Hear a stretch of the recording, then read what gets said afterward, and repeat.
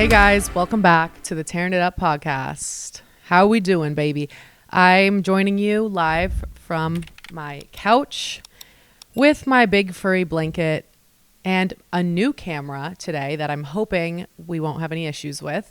I'm using my DJI Osmo Pocket 3, not an ad, but I bought this camera actually so I mainly bought this camera. I won't get into all the nitty gritty details, but it's this like little pocket camera that's super small and very easy to use. And it's just so easy for like vlogging and stuff like that. So I got it so that I could start vlogging more on YouTube because it's just so much easier to vlog with, especially in public, than like a big like DSLR camera like the Sony that I was using. So I'm using this and it records in 4K. It's not crazy expensive and it works really well and it's amazing for vlogging, like for YouTube. We have a new YouTube vlog coming out soon that I recorded on it. So we have a new camera set up today and I hope that it might look a little better quality than the other camera. I don't know. But anywho, it has been a while since we have had an episode and I have to apologize because the last month we literally have not been here. We have been gone. We have been like go, go, go. And I had to take a little bit of a break from the podcast because simply I just I couldn't be recording it when I was in like Poland.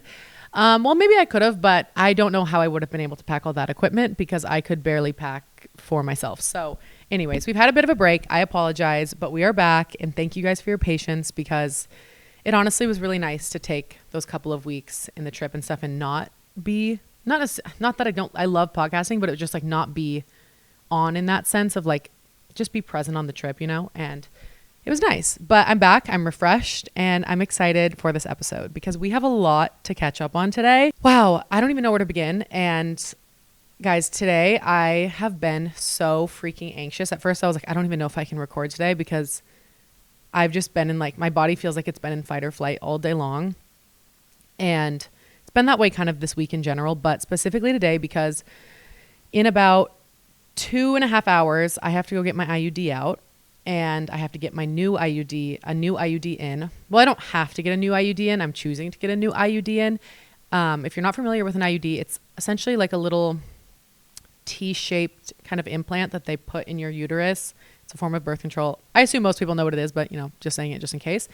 And I've had mine for over 5 years now.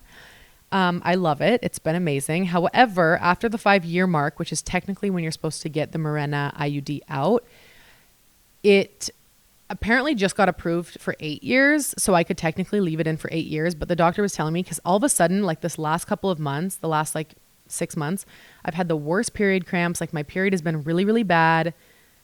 I feel like my hormones have been kind of fucked up and I'm like, what's going on?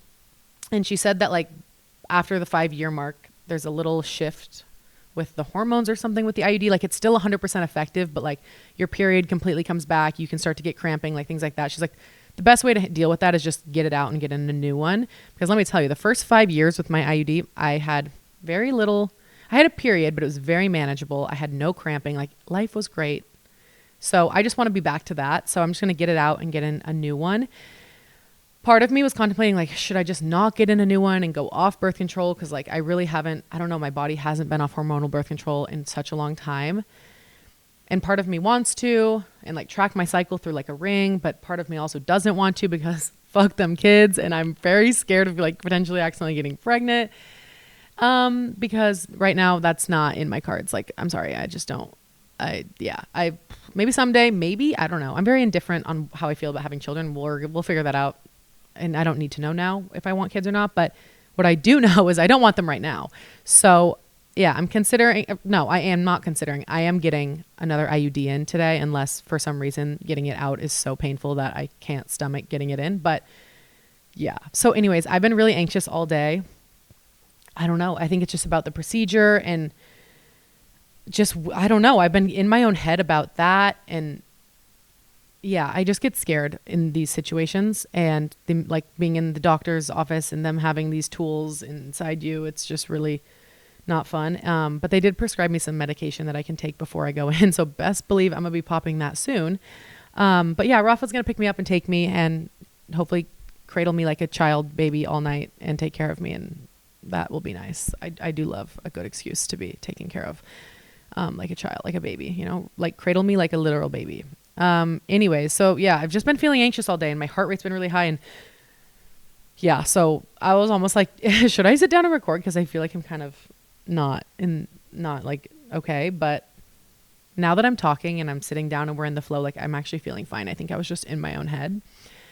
But to get into today's episode, we're going to talk through first, before we get into all the things we need to catch up on, watching, wearing, listening, and eating. And if you're new here by chance, maybe, I've started doing on episodes where I just say something that I'm watching, I'm wearing, I'm listening to, and I'm eating each week, because I just think it's fun and it's like a fun way to share things that I'm liking in my life. And so it has no fun catchphrase yet, but yeah. So anyways, watching. We just finished The Pit, which I think I talked about The Pit maybe on a different episode, but it's this show on, I believe, HBO, and it's about like an overcrowded, underfunded emergency room and just what goes on in a day at this emergency room. It is so interesting. It is, I mean, from reading reviews of it, people in healthcare say that it's pretty accurate to what an overcrowded and underfunded emergency room can look like, which is just so eye-opening. It just makes me realize the shit that people that work in healthcare go through and how much they deserve, because wow, it is such an eye-opening show, but also such a good show. And the character development is great. So I won't go too deep into it because I know some people don't really care, but if you're looking for a good new show, I highly recommend. It's a great one. Wearing.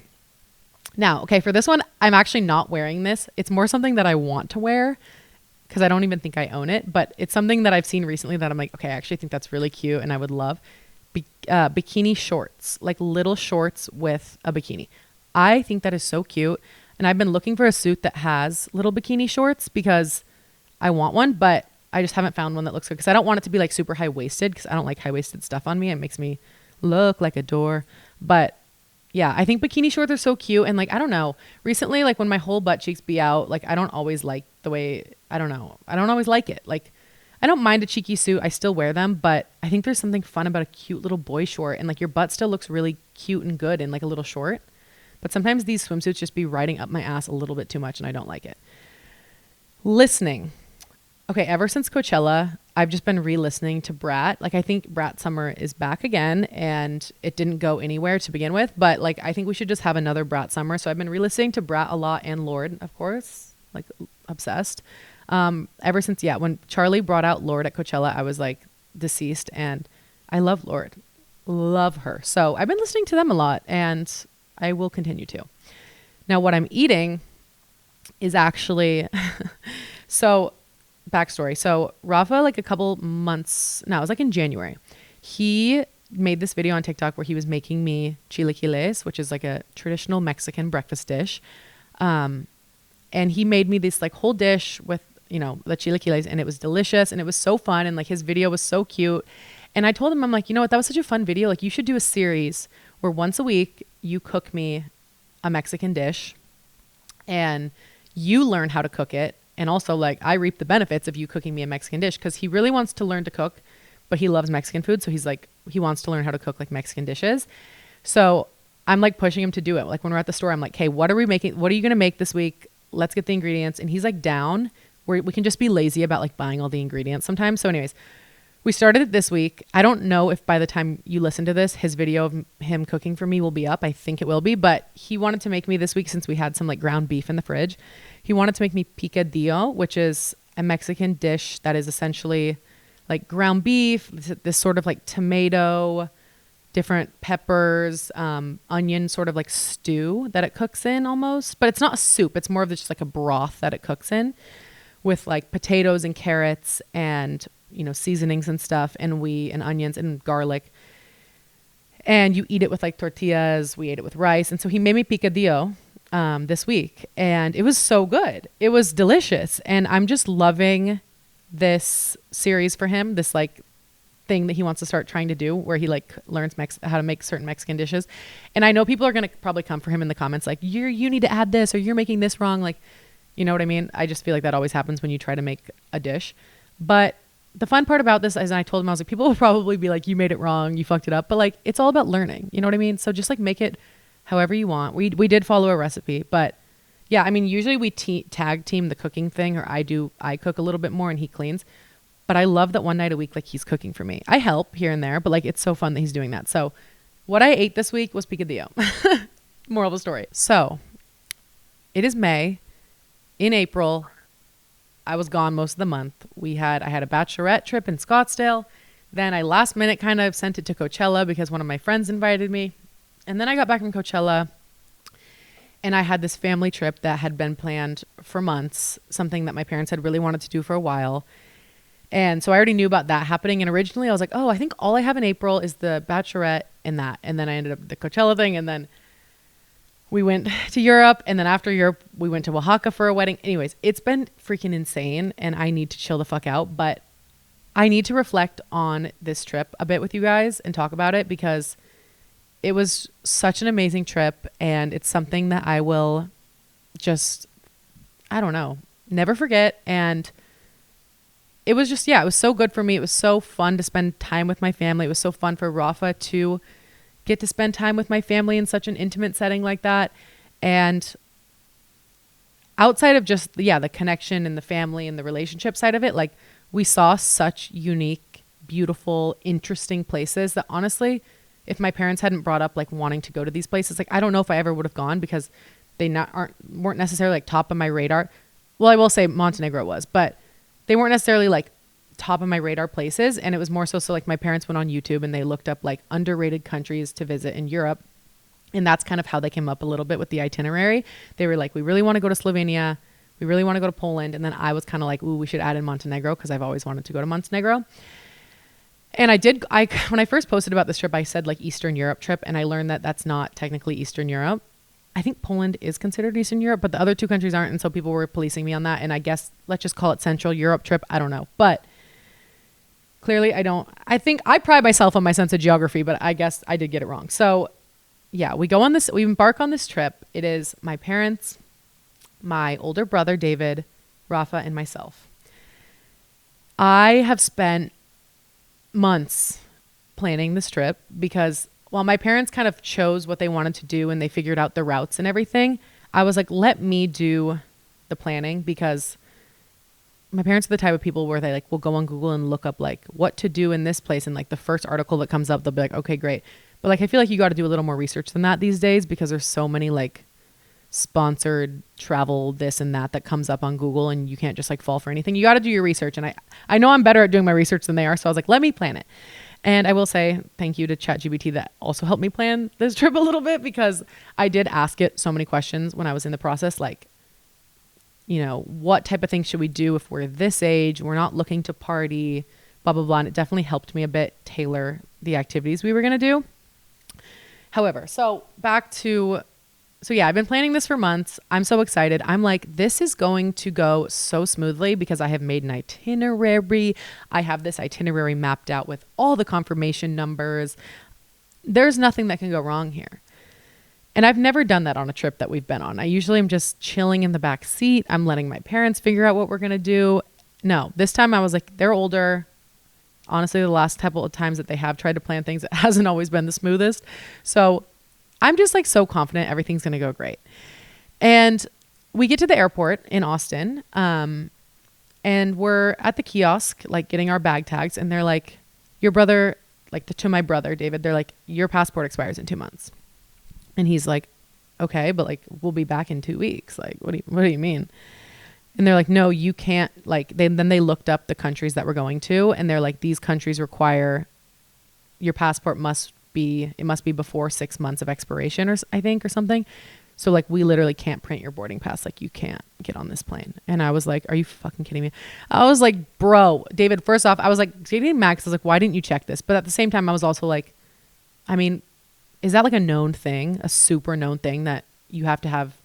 It has to be, I don't know. You just would think the expiration date means the expiration date, but really it's like 6 months before. And I did know that only because it happened to Rafa when he went to Nepal. Before we met, Rafa went to Nepal with a group of guys to climb to base camp in Mount Everest. And when he was like boarding his flight to Nepal from LA, they were like, your passport is too close to expiration. You can't go. And he was somehow able to go to like the Mexican embassy and like get a new passport same day, which slay. And he made it to Nepal and he did make it to base camp of Mount Everest. So subtle flex for Rafa. But so I'm panicking. And I'm like, God damn it, this is going to fuck up the trip. Like, we obviously want my brother there. Long story short, we had a connection in Houston before Frankfurt. And then so all of us flew to Houston because there's a passport agency there. We all got on the flight to Frankfurt. David stayed behind, and he was able to get a same day passport the next day at the Houston passport agency, which God bless them. Like, because they tell you when you go in, like, maybe not. We don't really know if we'll be able to. They did it, and I just could have kissed him on the damn lips because David was he only ended up missing like 10 hours or 12 hours of the trip. So that was the first hiccup. So actually, when I'm talking about this trip, I'm going to do like the highs and lows. So I'm starting with the lows. And that was probably the biggest low at first was David's passport and like rebooking him all the accommodations. Like I was trying to do all of it. And because again, like my parents just aren't good with technology. So like I had to take it all into my own hands. When we first got there, I was like a ball of stress, hadn't slept, trying to rebook him. And then there wasn't any flights. Like it was a shit show. However, David got to Europe. He met us in Slovenia and we had an amazing trip. Also on David, shout out to David because so my brother makes bike packing videos on YouTube. He's a bike packer, which is essentially where you ride your bike in the wilderness. He does it alone. And instead of like riding your bike and staying in a hotel, you bike pack, like you camp. So he like carries all of his gear on his bike and he sleeps in the woods and bikes like, I don't know, he bikes like 400 miles in one of these trips, maybe even more. I can't honestly remember the exact mileage, but he's like legit ridden his bike through like all of California and Colorado and Utah. Like he's crazy. And so he makes videos about it on YouTube and they're like beautiful, highly produced, super polished videos. But I was like, wait, since he just started doing it like a couple years ago. And I'm like, wait, like maybe you could help me with my YouTube vlog of this trip. Because, you know, he has like learned editing and cameras and all that stuff so much in the last year. And he's so good at it, which is so funny because he never used to like post on social media. He, in fact, like take us back 5 years ago on a family vacation. If I asked that guy to take a picture of me, he'd take the worst fucking photo on planet Earth. And now he's like amazing at it because he's learned. And so anyways, he's like, yeah, I'll do it. And I'm like, okay, like please help me. And so he was like, okay. And it's amazing because the YouTube vlog, I don't know if it'll be out yet when you're listening to this. I don't think so, but I just saw the first draft of it. It looks amazing. I'm so excited. We were editing it yesterday.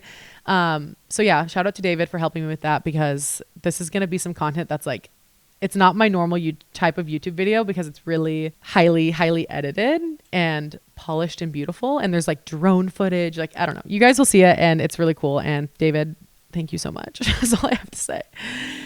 Okay. Another low. These are just like two scary things that happened. There really weren't a lot of lows on the trip. I feel like it went really well outside of the first hiccup. But these are more just like things that scared the shit out of me while we were there. So we were flying from, well, just a little overview of the itinerary. We were started in Slovenia. We went from Slovenia to Poland and then Poland to Montenegro. And when we were flying from Slovenia to Poland, we've had a connection in, I think, Munich. So we flew to Munich and then we took a plane from Munich to Krakow in Poland. And people on TikTok were calling me so dramatic for this. And like, sure, maybe I was, but like rightfully so. It was fucking scary. You guys already know I have flight anxiety, plane anxiety. Who doesn't? Like, I feel like if you don't have plane anxiety, like what? It's so scary flying on a plane. And so we're on the plane. Things are going great. And it's like, okay, we're landing in Krakow. I'm like, yay. The plane's going down. Boom, we hit the runway. I'm like, amazing. We've landed. As soon as that plane hits the runway, I'm like, sick. We're good. We're on the runway. We're on the runway. And as like you would think, okay, that, you know, the plane's going to start slowing down, the plane just starts speeding back up. We're back in the air. Okay. I guess this like touch and go method isn't super uncommon, right? However, we touch and go, we're back in the air. And then the flight attendant comes on. First it's in German. So I'm like looking around to see who speaks German. Like, are they panicking? And I'm like waiting for the message to be over. I'm like, come on, speak it. Tell me in English. And they're like, we are sorry about that. More information to come soon. That alone just made me shit a brick because it's like, oh, like they don't have anything. They didn't say, what? Huh? What do you mean more information to come? So then we're like circling Krakow. We're still on the plane. They come back on and they say, we're sorry. Essentially, there was a gust of wind, and to avoid it, we had to get back in the air. And I was like, okay. But then I looked down at the trees because we're still pretty close to the ground. And like, there is not a single wind gust happening. Like there's not a single tree is blowing. When we got off the plane, there was zero wind. And I don't know, when I was watching the pilot land, it looked like to me that the runway was just, cause it's like I think it was like a fairly short runway because the airport's not like super huge. And I feel like the runway was a little overshot there and we had to get back into the air respectfully. Cause that's just what I think. Again, maybe I'm wrong. People in my TikTok comments were like calling me an idiot. So maybe there was a gust of wind. However, I didn't see no wind in the trees when I looked down, but that was really scary. My heart was racing, and even like my brother and dad were scared. And you know when like the people who aren't supposed to be scared get scared, that shit's fucking scary. Another really scary thing that happened was, I mean, for the most part, like anytime we had like a car or a taxi or someone driving us, like it wasn't super scary. However, we did have one driver that had to drive us like 2 hours from where we were staying to the airport that was driving like over 100 miles an hour through these crazy curves. We were in like a mountain going so fast. I'm in the very back of this van. So like, it's really scary when you're in the very back and you just feel like you're completely out of control. That was scary. And then another thing was when one day in Slovenia, we rented a big van to drive from Ljubljana, which is the capital, to the like this like valley mountain range that it said on the maps it was an hour and 30 minutes away. It took us about 3 hours to get there because the roads were you had to go so slow. And Rafa was driving this car because it was stick shift. My dad knows how to drive stick shift, but like my dad is in his 70s. Like he has no business driving us through the mountains on stick shift right now. So it was just like easier if Rafa drove. And like these roads were so curvy, so narrow. There would be like another car coming. Both cars could not fit. And it was just so nerve-wracking. Obviously, Rafa really hasn't driven in that kind of situation either. So I was just like, is he going to know what to do? He did amazing. And he was like so focused and like quiet because he was like, I have all your guys' lives in my hands right now. But there was just moments like when we were in like rural Slovenia and like even we had to go through part of Austria where there was like no side rail. We're on these massive sheer cliffs. The road cannot even fit 2 cars. And it was just really spooky because you didn't know like if another car was coming super fast around a corner, it was like hairpin turns. I don't know, you'd be cooked. So those were like the lows, were like the moments that I just was like so anxious because I just was scared because the roads were sketchy, or the plane, I literally was like, what the fuck is happening? But like other than that, I don't feel like there was a lot of lows of the trip. Like there wasn't drama, which is amazing, like for going on a family trip for that long. I will say like by the end of the trip, you've been sitting at like 14 dinners with your family. And by the end, like you kind of are running out of things to talk about. And I think everybody's just kind of like clocked out a little bit on the last couple of days, like kind of ready to go home because it's just like, what else do you talk about by the 14th dinner? So I will say on like the last dinner, I was like looking up like fun and engaging questions to ask around the family table. Cause like I just wanted to like have some sort of combo that was different than our normal conversations. But again, like, yeah, I mean, there wasn't really any lows, just like little things happen. Like, I guess we didn't have AC in our hotel for a couple nights, but like, that's not a big fucking deal. So we're going to move into the highs. I mean, obviously my parents getting to bond with Rafa. I feel like they know him a lot better now. And it was just so nice to have him there. I feel like this trip, it was either like, this is either going to go really well or it's not going to go well at all. And of course it went really well. So I don't know, just, yeah, getting to see him spend more time with my family. And then like at the end of the trip, my mom was like, I can really tell that you guys are like best friends. And that just meant a lot to me because my family's not like super sappy. Like we don't have like in-depth conversations about our emotions or anything.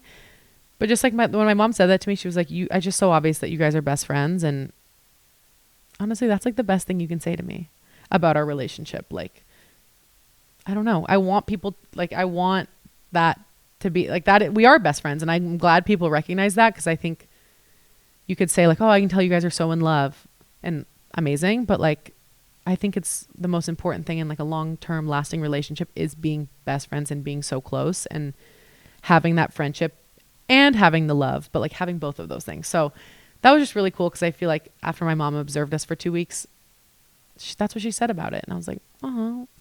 And just Rafa, like in situations during the trip that were stressful, because we can all get a little stressed out, I fear.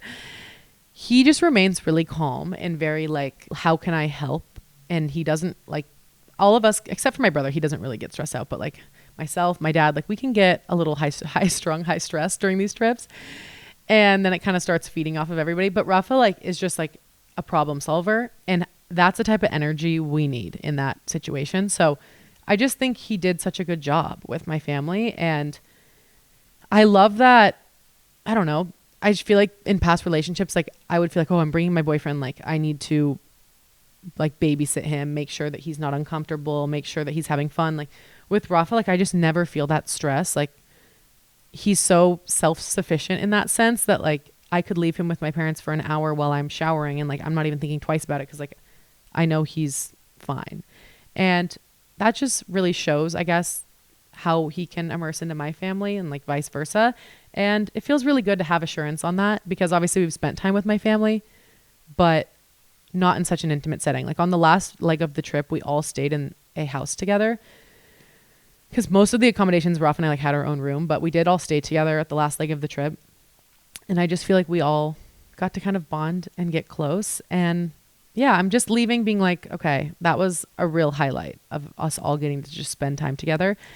And then I would say learning about the history and the culture of the places that we went, I really tried to book a like walking tour with a guide in every country we were in, just so I don't know. I mean, I know like tour guide and like doing guided tours is so touristy and like whatever, and Americans always do that shit, but it's true that like you can go to a city and you can walk around it all day and you can look up things on your phone, but you won't really know much about the whole culture and the history if you're not like actively reading about it or something on your phone while you're walking around.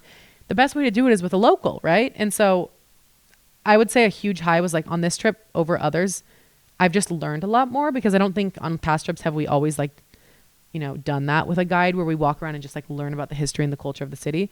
Not always.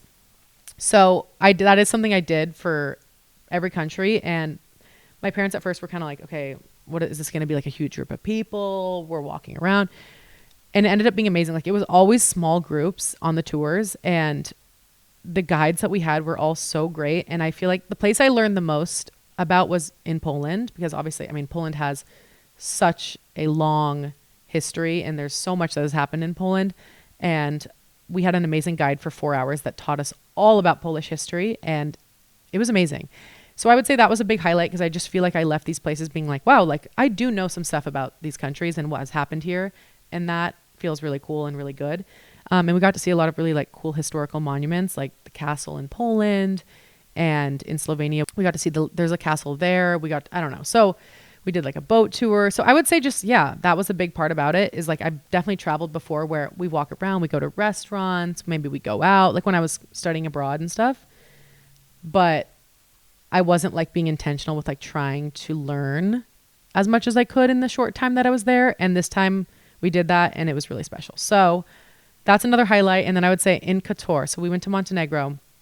We stayed in Kotor, which is this stunning old town that is like in these massive mountains, yet it's on this bay, like into the Adriatic Sea. So you combine like these huge mountains with the water, with this cute old town. I mean, it's just like out of a legit storybook. One of the most beautiful places I've ever seen. And guess what a huge benefit of the old town is in Kotor? Cats everywhere. The locals like take care of the cats. The cats are like significant in this old town. They're not like seen as like vermin. Like people go there just to see the cats. And there's people who take care of them. There's even like an area of the city where they have little cat houses and they set out food and water. And there's cats everywhere. And that was just a huge highlight for me because I mean, you guys know I love cats, but I don't know. I could just like walk around all day and pet cats and like take pictures of cats and feed cats and like be happy. Like it was a huge highlight of the trip for me. And then again, another highlight was that drive in Slovenia when Rafa was driving on the sheer cliffs. As scary as it was, because I was very nervous, that was just cool because I don't know, we had so much time in the car and we were all just like, no one's on their phone. Everyone's just looking at this beautiful drive. I mean, Slovenia is so gorgeous. there's a really small part of the country that is the coast. It's kind of across from Italy. We didn't go to the coast, but you have the coast, and then you have these insane mountains, like mountain range. And then you have like a really cute, charming city in Ljubljana. Like it really is a country that has so much to offer.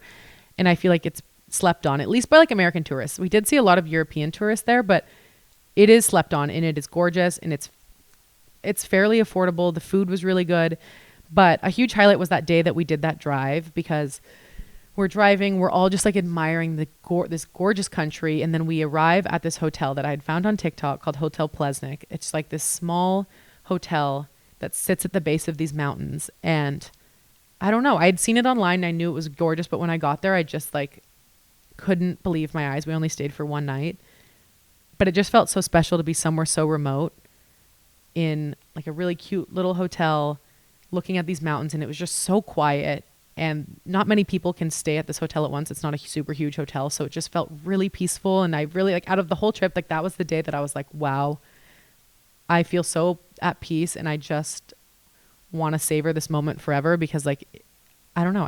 I wish I could like go back to that moment. It was so special. So I would say those were the biggest highs of the trip. And then I wanted to also say about the trip, because when I posted that we were going there, not everybody, but I got a ton of comments or like DMs and whatever that were like, oh my God, you're getting engaged. Like the engagement is happening on this trip.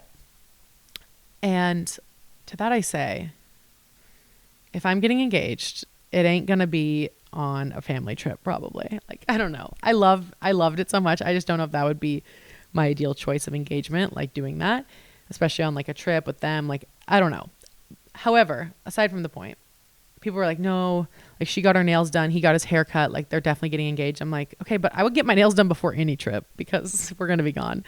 And Rafa needed his haircut. I don't know. That just happened to time up right. But you guys, when it comes to engagement, and I posted something about this yesterday, and I just said like, for the whole like propaganda I'm not falling for thing, I said like engagement and marriage pressure, because I don't know. I feel like I'm at this age where I have a lot of friends who are married, a lot of friends who are engaged, some who aren't, but I get, I don't know, from my close friends, like, oh, are you guys getting engaged soon? When are you getting engaged? Oh my God, have you looked at rings? Or like comments like, oh, you guys are for sure getting engaged, or like, why hasn't he given you a ring? And I'm like, I don't know. It's just so interesting to me, because when I like thought of my 20s and my life, like I didn't ever think, oh, I want to get engaged at 26, or like that seems like the right time. Like it was just always something that I figured I would do later, whether it's in a couple years from now, I don't know.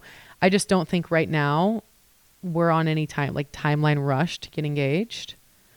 Like we just moved in together in September. We haven't even lived together a year. I'm like, I kind of want to savor this. Like we had an amazing, almost, I don't know, 2 years dating, living apart, right? I don't even know how much time it's been. Now we haven't even finished a year of living together. And I'm like, I don't think that immediately the next step now that we live together is immediately we need to get engaged and then we need to get married. Like, I don't know. I just think this is fun. Like we're dating and you're my boyfriend and we live together. And like, I love it. And I just don't feel any rush.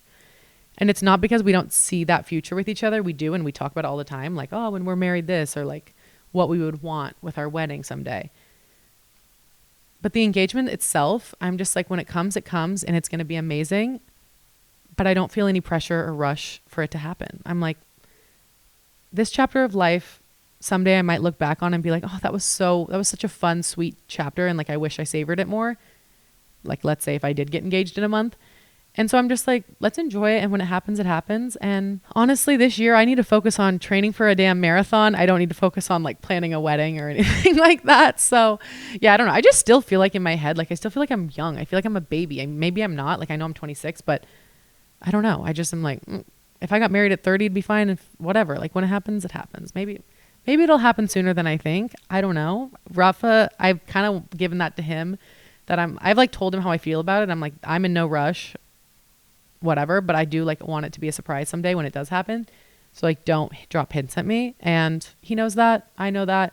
We know where we stand. We're very secure in our relationship and how we feel about it. And I don't even know what I would want for an engagement, to be honest, because I'm like, probably wouldn't have wanted it to be on like a family trip. So I don't even know what I would want. All I know is I just don't want a ginormous like marry me sign in like a huge crowd. That would not be what I would want at all. I would definitely want it to be like intimate and private. But yeah, I don't know. I guess like timelines and all that. And there's like this pressure and like, oh, you have friends that are engaged, so you should be, and you're attending all these weddings. So like it gets you in that like mindset of that, I don't know, fantasizing about yours and, oh my God, like this, I don't know. We've been to some weddings recently. We were in one in Mexico, and then we have one actually next weekend for one of my best friends. And it's so easy when you're there to be like, I want this. Like, this is so beautiful. Like, I want a day like this. But then I remember like after the wedding's over, I'm like, okay, that's just like one day. Obviously it was beautiful, it was amazing, but like you're just like fantasizing about one day of your life. Don't rush into it just because you're like comparing your relationship or like to other people. So anywho, I don't even know where I'm going with all of this, but moral of my story is timelines, fuck them. I don't know, do whatever you want. And we've not even been together 3 years. Like, is that even, I don't know. I thought people got engaged after like 5. So I'm feeling like, I mean, I know some people get engaged faster, but yeah, I'm just happy with where we're at, and that's all that matters. So Rafa, if you're listening to this though, you know that I want a elongated cushion. I'm just kidding. I don't even know what I would want in an engagement ring, to be honest. I mean, I have an idea of it, but I don't know. That shit stresses me out. I mean, I'm the most indecisive person, like picking something that I'm going to like for the rest of my life. Holy fuck. I don't know. Then, so we did just get back from a wedding in Oaxaca, and Oaxaca is freaking amazing. It was so beautiful. It's a place that I have wanted to go ever since I met Rafa and ever since he told me about it. He's been once before. It's a city. Oaxaca City is like the center, the capital, I believe, of Oaxaca. And Oaxaca is where so much of the culture, like the food culture and just like culture in general of Mexico is like from, like birth. Like it's very, very rich in Mexican culture and in food, and that's why I was really excited to go, because I just knew it'd be such a different experience. And we got there. We were there for a weekend. We basically spent the weekend eating amazing food. We went to some local markets, and we drank a lot of mezcal, and we walked around and we shopped. And there's amazing like artisan shops with different like handmade goods, from like alebrijes, which are like these little painted animals, to like, we got this like cool hand painted bottle. We got this really cool like fridge magnet that's like, I don't even know how to explain it, but it's this really cool like crafted fridge magnet that has like little pots and pans on it. It's really cute. So yeah, there's amazing shopping, and the streets are so colorful and vibrant, and there's street vendors, and there's amazing food. And yeah, I mean, there's like not even that much to say about the trip, because I feel like the entire time we were just going from like, where are we going to eat next? Where are we going to go look at things next? And I was like so freaking full by the end of the weekend. But they're really known for obviously like mole and mezcal. And of course we had a lot of mole. We had a lot of mezcal. In fact, mezcal, like I was not feeling good by the end of that weekend, because it's like the alcohol percentage is so much higher than regular alcohol. And I like 2 drinks in and I was like, I'm literally drunk right now, which is not normal for me. It usually takes me a couple to get drunk. That shit, like it, hey, I will say it'll get the job done quick, which is nice. But we went to a wedding on Saturday. It was for one of Rafa's friends from high school. Beautiful wedding. It was a pretty big wedding, a lot of people. These things are extravagant. I mean, it was like this insane ceiling of like roses and these beautiful tablescapes. And like for dinner we had, because usually in American weddings, it's like you have like a salad and salmon or something like for that for dinner. For this, it was like multiple courses. Like we had ceviche, and then we had mole and like dessert and excellent food, which sometimes wedding food I feel like can be a little hit or miss. You never really know. Excellent food. The best part though about the whole thing is the dancing. They have a DJ. Personally, I think DJs for weddings are better than live bands. I don't know. I can't really get behind the whole live band thing, because I feel like a lot of the time they sing like, everybody get up. Okay. Now let me see where the girl's at. Let me see where the guy's at. Who's louder? Come on, girls. And like they do that, and like, I don't know. It's just not my favorite. And they do like next foot 2-step, next foot 2-step, and those songs give me PTSD, because they're like the songs that played in like high school homecoming, you know what I mean? Not to shit on all live bands, but like sometimes like I'm not into it with the live band thing. However, a DJ, great. I love a DJ because I don't know, it's more like fun to dance to, and they mix songs and whatever.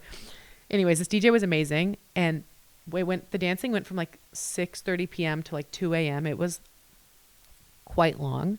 We didn't dance necessarily the whole time, but such good music.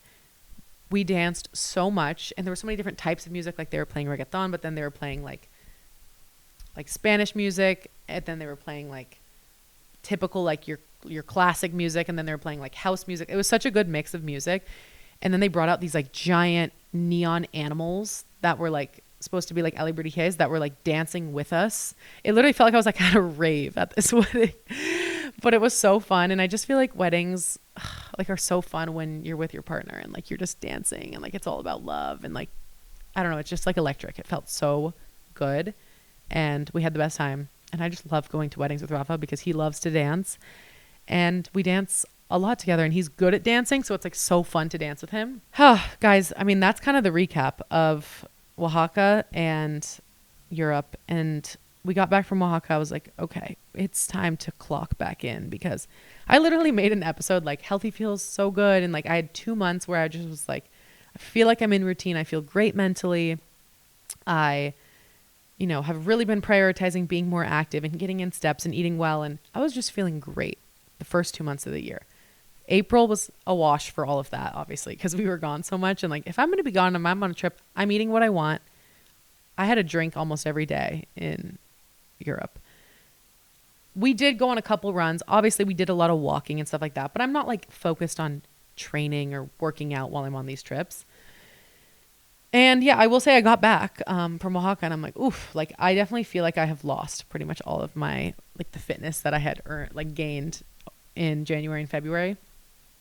Tried to go on a run, fucking brutal. Then I'm questioning like, holy shit, I'm doing this marathon and I feel so out of shape right now. And I just feel like I'm starting back at square one, spiraling about that, but it's going to be fine. Rafa and I had a long conversation about it last night, and like, it's going to be okay. Cause I was like low-key spiraling last night. I was like, oh my God, like I'm just so scared, because now I have to start back from square one with running. Like I tried to run 4 miles a couple days ago, and I literally felt like I couldn't finish it. And Rafa had to like push the fuck out of me. He was like, you can do it. It's fine. Come on, let's go. And I was suffering so hard. And then, but mind you, like a couple months ago, I ran 4 miles and I was like, I feel great right now. So I don't know. It's hard when you just get completely thrown off like that, and then trying to get back into it. It takes me a minute. And there's definitely been a handful of days since getting back that I've just done nothing, because I don't know. I'm struggling to get back into routine, and I've been a little bit lazy, but that's okay, because you know what? Like I don't know, it's going to be fine, but I do miss my routine. I'm trying to get back into it, and it's going to be time to start marathon training. We're going to start sort of in June, which is way earlier than we need to start. But like I said, because I feel like I'm not in the best place with running right now, I think it's best that I start earlier than like starting the training program in July and being like, holy fuck, this is hard. Cause we were looking at one of the training programs last night, and like, I mean, week 1, you start out with like 6 or 7 miles as the long run. I was like, if you told me to do 6 miles right now, I could not do that. So yeah, we're starting up running again and trying to get back into routine. We've low-key been going to bed really late. I need to get back into like a good sleep schedule. And I missed home. I really missed the cats. By the way, the cats, I mean, for half of April, like the first 2 trips of April, Rafa was obviously here, so he was with the cats. For Europe, Rafa's sister, so nice. She came and she stayed with them. We also have a cat sitter that watched them for a few days. Because some people ask me, like, what the hell do you do with your cats when you travel? Most of the time, it's our amazing cat sitter. Shout out Kenzie. Love her to death. But also, like, sometimes we'll have someone come here and literally stay with them. But I just missed them so freaking much. And I just love being home with them again. And oh my God. And so anyways, back to the travel thing though, is that you would think that we are done, that there are no more trips. It's time to just chill the fuck out. Not unfortunately, because I am excited about it, but there is one more trip. And it is to a wedding in Oregon next weekend for one of my best friends from college. I just think, again, I'm at the age where it's like people are just starting to get married and starting to get engaged, which I thought we were all waiting a little longer, but I guess it's happening now. So we have weddings to go to. I think this is the last one of this year, so we don't have a ton, but Yeah. So we have a wedding in Oregon. It's in Bend, Oregon, which is one of my favorite parts of Oregon. And I go to Oregon on Sunday. I'm going to stay there with my parents for a couple days, for like 3 days. And then Rafa flies in on Thursday. And then we'll go to Bend for the wedding, just because I wanted to go a little early just to like spend time with them, spend time at home. I don't know. I always try to, if I'm ever going to go to Oregon, like I have to make sure I spend a good amount of time just chilling with my parents. And so, yeah, I'm excited to go home. It's May. Spring in Oregon is stunning. It's like the best. If it's not raining, it's so beautiful. It starts to smell like fresh flowers, and the grass is like smells so good. And yeah, I don't know. I can't wait. And I'm excited for another wedding. I just tried on my rehearsal dinner dress and I posted a TikTok of it, but it's this like purple sheer dress. I have one friend that goes, like, I swear she's either in or goes to a wedding like every other weekend. I don't know how she has so many friends, but she does. I'm like, how do you keep up with the amount of dresses that you need for this shit? I mean, I think you just need to start renting them, which I honestly should do. I have done that before, but I really should look into that. But I just feel like whenever I go in to like rent a dress on Nuuly for like a wedding, they never have my freaking size on the ones that I want. You know what I mean? Sometimes it's like, and then it's like, you need it. Like you have a timeline, you got to get it. But, I also forgot to mention this when I talked about our trip to Mexico, because on our trip to Mexico, I was trying to use my Spanish skills as much as I could, like order in Spanish, say things introductions in Spanish when I can, like at the wedding, meeting people, like, I tried to put in the effort to not like put out my hand and shake and be like, nice to meet you, I'm Tara. And then said like, you kiss on the cheek, mucho gusto, me llamo Tara, whatever. So I was trying to test out my Spanish and be a little more confident with it in the trip. But another life update is I just started taking Spanish lessons. I've had 3 so far. And so far so good. I do think I'm struggling a little bit. And like, I don't know why I thought, I'm like, okay, Spanish is supposed to be one of the kind of easier languages to learn, right? It's not like one of the super difficult ones. So I'm like, I think I'll just catch on quick. I already know a lot of words. Like it's going to be smooth sailing for me. I am struggling a bit in class, not going to lie, because the teacher we only speak Spanish in the classroom. And obviously like, she'll be like, how was your weekend? What did you do? And ask me a bunch of questions in Spanish. And I have been struggling a bit to answer them in like full, complete, proper sentences. And I'm just struggling with conjugating. Cause like, there's like a verb and you can say it like 6 different ways depending on who and when you're talking about it. And it's just different in English in that sense. And I have been struggling a little bit with that because there's so many different ways you can conjugate words. But again, I just know it's going to take practice. So I am trying to set apart 30 minutes to an hour a day where I practice, because I feel like you can only learn a language if you do it every single day or like most of the days of the week. Like you can't just go once a week and be like, I'm going to learn. So I'm really trying, but I think it's going to take me a while. I was thinking like, I'm going to catch on to this shit quick and I'm going to know it before the end of the year. And now I'm like, okay, no, you got to slow down. Like this shit's going to take a while for you to like actually clock and understand and like start to be able to form sentences. So that's another life update. So I started Spanish, and I think that just about is everything, guys. It's 2 p.m. AKA Rafa's going to pick me up for this appointment in 1 hour. So I need to go mentally prepare, but that's a little catch up, and maybe next week or maybe in the next few episodes, we'll have Rafa back on because we'll hear his perspective of the trip. But I love you guys. I thank you for listening. And if you liked this episode, maybe give it a save or a comment or a like, or I forget. Can you like it on Spotify? I don't think so, but leave a comment, download her, whatever you want. And I'll see you guys on the next episode of Tearing It Up. I don't want to end this. Like I'm having fun. I feel like we're like having a full conversation. I'm like, I don't want to end. I don't want to say goodbye.